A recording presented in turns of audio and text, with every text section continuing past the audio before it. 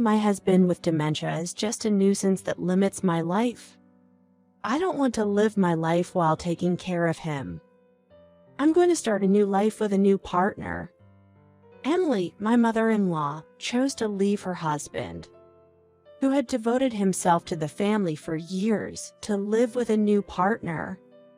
Being elderly and having a lot of debt is very concerning. My husband seems to like you, so I've asked you to take care of his debt repayment and him. Emily seems to have no intention of supporting my father-in-law, despite the many challenges he faces. After all these years, she left the house with a carefree look. After Emily left, my father-in-law, staring at the front door, looked deeply saddened. I approached him quietly from behind. "Dad, you've always treated me like your real daughter, and I'm truly grateful for that. I'm committed to helping in any way I can as your daughter. Let's work together." Although I said that, I was feeling anxious and restless inside. Still wanting to support my father-in-law, I spoke to him cheerfully. At that moment, I noticed his shoulders trembling, thinking he started crying. I was surprised, but for some reason, he was chuckling.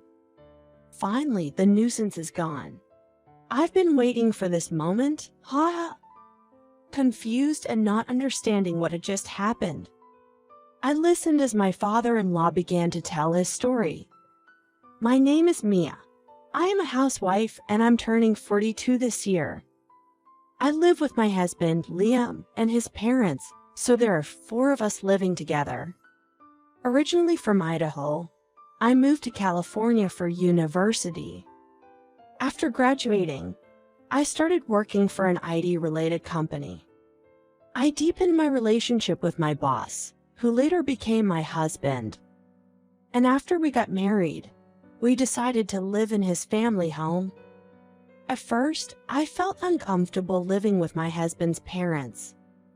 But growing up in a single-parent household after my parents divorced, I longed for a family.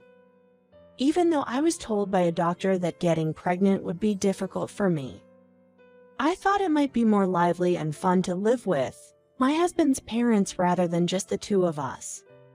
In fact, my father-in-law, Noah, was the president of the company I joined. Therefore, my husband was the son of the president. But he worked like any other employee. Moreover, the president, Noah, rarely showed up at the office, so I didn't know about this until after we got married.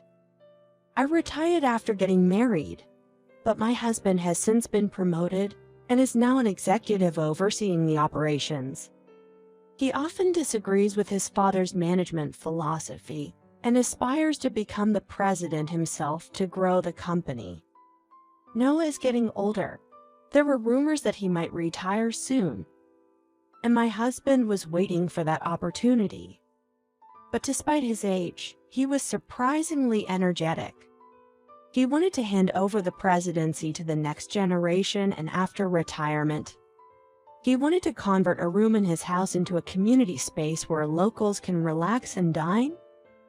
For some reason, Emily strongly opposed this idea. She is 5 years younger than Noah and is very keen on beauty. She regularly visits nail salons and beauty salons, making her look much younger than her actual age. She seemed inept at household chores like cooking and cleaning, often opting for food delivery or dining out, and relying on professionals for cleaning, doing only the bare minimum herself. Thanks to Noah's success as a businessman and his wealth, Emily was able to live a luxurious life without financial worries. However, Emily seemed unable to tolerate the idea of her husband stepping down from his CEO position, accepting a decrease in income, or letting strangers into their home. Therefore, she strongly opposed his long-held dream of running a community space. Up to now, Noah had never gone against Emily's wishes, always letting her do as she pleased. However, he seemed very keen on realizing this new idea and was persistently trying to persuade her. Although she initially objected, in the end, she respected her husband's decision. He decided to retire from his CEO position due to declining health. However, the plans for renovating the house for a community space were put on hold, and their son Liam was chosen as the next CEO candidate. The initial plan wasn't to suddenly hand over all the CEO responsibilities to him, but to do so gradually. On the other hand, Emily, seemingly upset that her opinion was disregarded, began to treat her husband coldly. At first, when Liam began to take over as CEO, he was in close contact with his father, but as his responsibilities grew, his attitude began to change, and at home, he started to act more aloof, much like his mother. It appeared he was openly expressing his ambitions as the company's CEO.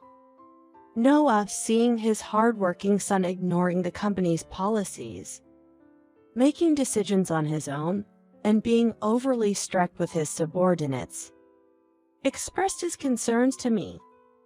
I had separated from my father when I was very young and hardly had any memories of him. Thus, I deeply respected Noah, who was loved by many, kind to others, and strict with himself as if he were my own father. Feeling increasingly isolated at home, Noah began to confide in me more and more. It pained me daily to see someone as admirable and beloved as Noah treated coldly by his wife and son, the two people closest to him in the family. I thought about how to improve the situation, but both Emily and Noah were very stubborn, and there seemed little hope for change. One day, Emily gathered the family and made a proposal. It was to sell the current house and build a new one. There's a historic house for sale nearby. The building is aging, but by utilizing the reusable old materials and preserving the garden, I believe it can be renovated into a very attractive residence. I don't mind creating a community space as long as I have my own room. I wondered why she, who had once been so opposed, would suddenly make such a suggestion. However, Noah seemed delighted, exclaiming, "What a great idea! Building a new house with a community space overlooking the garden from an open deck would be wonderful." Respecting his parents' wishes, Liam expressed his agreement to move to the new house, and preparations for the move began. Emily took charge of all the preparations for the new house, and I wasn't allowed to intervene. Even when I inquired about the progress, I was coldly told, "It's none of your business."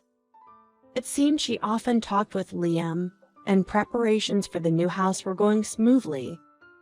Then, one day, it came to light that Noah had a debt of $5 million, shocking the family. Alongside his role as the company's CEO, he had been investing in various stocks. His investments mainly involved stocks of acquaintances or companies he wanted to support, avoiding high-risk, high-return ventures. So he had never incurred significant losses before. Upon hearing about the debt, the mother-in-law seemed very worried about the house under construction. "I'll handle the debt, so don't worry. I won't cause any trouble for the family." I trusted his words and tried not to feel anxious.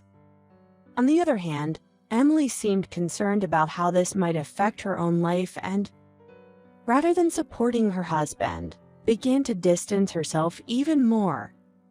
One evening, as I was washing dishes in the kitchen, I overheard my husband and Emily discussing our new home. As I listened closely, they were talking about the title of the new home. Although Noah was supposed to cover the entire cost of the new home, they appeared to be plotting to secretly register the property in my husband's name without informing the father-in-law Noah. Unable to bear their scheming any longer, I intervened in their conversation. "Even though Noah is covering all the costs for the new home, you two are deciding on its title without discussing it with everyone. Since it's a house for all of us, Shouldn't we decide together? Noah has declined so much that he's now in $5 million debt. Frankly speaking, as a daughter-in-law, you're not exactly part of the family. All we need from you is to silently take care of the housework. Right now, the only person we can rely on is our son, Liam. I had always sensed that Emily had a cold demeanor and wasn't particularly interested in others. But I was deeply hurt to be explicitly told that I was not part of the family, even though I believed I was. My husband didn't argue with his mother's words. Lately, he has been engrossed in his work, hardly talking to me. The only person I could lean on was Noah. In the past, he tirelessly worked for others in his company. But recently, he's been spending a lot of time sitting listlessly on the couch. I wondered if he was troubled by his massive debt, but it seemed to be more than that. Mia, is dinner ready yet? Dad, what are you talking about? We all just had dinner together. Remember? We had hamburgers and salad. As I replied in confusion, he looked surprised and after a brief pause said, "Right, we already ate," and quietly returned to his room. It was strange seeing someone as astute as him acting this way. Indeed, his behavior had been off lately. I mustered up the courage to ask, "Dad, have you been forgetting things lately? Maybe you should see a doctor." But he brushed it off, saying he was just a bit tired. When I approached Emily about it, she responded indifferently. "Is that so? His sharp mind and wealth are his strengths. But if he's losing his memory, there's nothing we can do." Even discussing it with my husband, he said, "I've also felt something was off lately. I need to take over his duties and get him to retire fully." He seemed solely concerned about work. I felt incredibly lonely, realizing that no one in the family was genuinely concerned about the main provider's well-being. Since I couldn't rely on my mother-in-law or husband, I decided that it was up to me to support him. I tried numerous times to persuade him to see a doctor, but he persistently refused. His symptoms worsened day by day, and I grew more anxious. I researched dementia and tried everything I could, but he continued to resist going to the hospital. Mia desperately tried to persuade, but her mother-in-law watched with a cold gaze. "It seems like nothing will work. You should immediately transfer the company rights and shares to Liam." Emily, who had always relied on her husband's financial support, had shown indifference before, but she never verbally abused anyone or interfered with their work. However, recently, since her husband began showing symptoms of dementia, she began to verbally abuse him directly. The family ties had grown cold, and the situation was dire. However, a new home was being built, and once they moved in, it might lift her spirits. Moreover, the dream of running a community space might stimulate her husband and potentially alleviate his dementia symptoms. I, eagerly anticipating the move to the new home, had dreamt of this day. And finally, the day arrived. On the moving day, while the movers handled the large furniture, they had to carry in the rest of the items themselves. Emily gave specific instructions on organizing the items and their placement in the rooms. For some reason, Maya and Noah's belongings were left to be moved out last, so they followed her instructions. After moving out the belongings of Emily and her husband, I returned to the old house to call out to Noah. As I did so, the front door suddenly opened, and Emily entered. "Good work. You and Noah will move into this apartment," she said, handing over a note with the address of a nearby apartment. "Excuse me? What do you mean?" "In the new house, it'll be me, Liam, and Mr. Smith. You'll live in this apartment with my husband." "Who is this Mr. Smith? Why has this happened?" Overwhelmed by the unbelievable events, I was at a loss for words. Having a husband with dementia restricts my life. I can't live my life while taking care of him. I'm starting a new life with my new partner. Emily, the mother-in-law, had chosen to abandon her husband, who had devoted himself to the family, and start a new life with her lover. It was unbelievable that she intended to live with her lover and son, casting out her husband and daughter-in-law, considering he's elderly and has a considerable debt. It's quite a worrying situation, but since my husband seems fond of you, I've asked you to take care of his debt and him. Emily had placed all the burdens on me, showing no intention of supporting her husband despite all his struggles. Emily left the house seemingly in high spirits. After she left, Noah stood staring at the door, looking deeply saddened. I approached him from behind and spoke softly.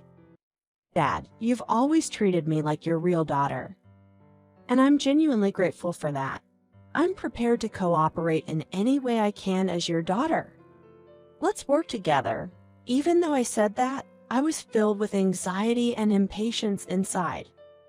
Still, with a genuine desire to support Noah, I spoke to him cheerfully. At that moment, I noticed Noah's shoulders trembling. Thinking he had started crying, I looked at him in surprise, only to find him chuckling. Finally, the nuisance is gone. I've been waiting for this moment for so long. LOL. As I was bewildered and unaware of what was going on, Noah began to speak. Actually, I knew about my wife's affair. When she mentioned wanting to build a new house, I saw it as an opportunity and devised this plan. I pretended to have dementia and invested $5 million to make her distance herself from me. I believed she would keep taking my money and freedom indefinitely if I didn't do something. I hoped she would propose a divorce, but I never imagined she would kick me out and suggest I live in a rundown apartment. It turns out Noah was feigning dementia. I seem to have been deceived by his act. The realization brought mixed feelings of relief and shock. I genuinely regret deceiving Mia. Rest assured about a $5 million investment. It's bound to be profitable, even if things don't go as planned. The losses won't be significant. The real phase of the plan is just beginning. Look forward to it. Noah smiled mischievously. Together, we headed towards the new house in a car. Watching us, Emily spoke with a resentful look on her face. "What's going on with you two? Mia, please make sure to convince my husband. You both told me to live in an apartment, didn't you? My new partner will be moving into this house tomorrow. Also, all the company assets will be transferred to Liam. So could you hand over my husband's bank book, seal, and other vital documents to me?" She truly believes in Noah's dementia, thinking he has lost all understanding. She doesn't intend to divorce, but she plans to live separately, depending on his income while living freely with her new partner. While her actions are hard to comprehend, it's even more perplexing that my husband accepts it. I never planned to make Liam the successor of the company, and I own this house. You'll no longer be my spouse, Emily. You're the one who has to leave this place. Surprised and shocked, Emily couldn't believe the sudden change in Noah's tone. "I'll pay your apartment rent. Start a new life there with your new partner. Now quickly pack your things and leave this place." Despite always accommodating Emily's whims, Noah seemed to have recognized the complete absence of love she held for him, which made him furious. Her surprise and confusion were evident. "I'm sorry, my dear. I was scared because I believed you had dementia. I doubted my ability to care for you, and the $5 million debt made me even more anxious. Please believe me when I say I truly love you. Please don't tell me to leave." After hearing her superficial excuses, especially when she had previously made such derogatory remarks about him. I couldn't help but be amazed at her audacity. Continuing with a stunned expression, Noah spoke, "The $5 million debt isn't much of an issue for me. I used to find your innocence and hard work endearing. But realizing you'd abandon everything without money made me see you don't know how to truly love someone. I wish to spend my remaining days peacefully in this house. I no longer want to see your face. Could you please leave?" My husband, who had been listening to their conversation, quickly packed his mother's belongings and threw them out of the house. Not wanting to be associated with her side, I was stunned by his swift change of attitude. "Hey, I'm sorry, I can't manage on my own. Liam, please don't abandon me. Please forgive me."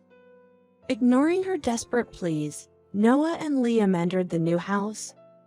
While I felt pity for Emily's situation, she had chosen this path, and there was nothing to be done.